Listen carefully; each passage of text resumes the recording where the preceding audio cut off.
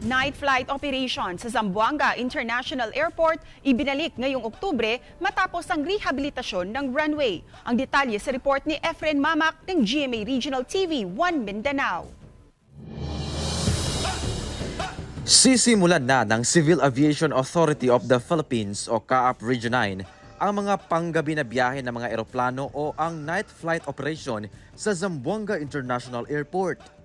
Ayon sa CAAP 9, ang kasalukuyang daytime flight sa paliparan ay nagsisimula mula alas 6 ng umaga hanggang alas 6 ng gabi.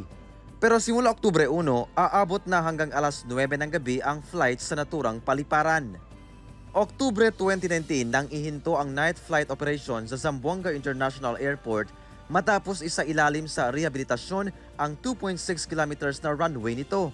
Noong 2022, muling ipinagpatuloy ang rehabilitasyon at natapos nitong 2023. It was cut to 1,800 meters na lang due to the development project in Zamboanga.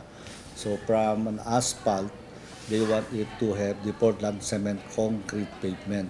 Dagdag pa ng CAAP 9, kumpleto na sa ilaw ang runway, maging ang mga marking nito. Umabot sa 214 million pesos ang budget sa nasabing rehabilitation project at kabilang rito ang runway strip correction at rehabilitasyon sa arrival area ng passenger terminal.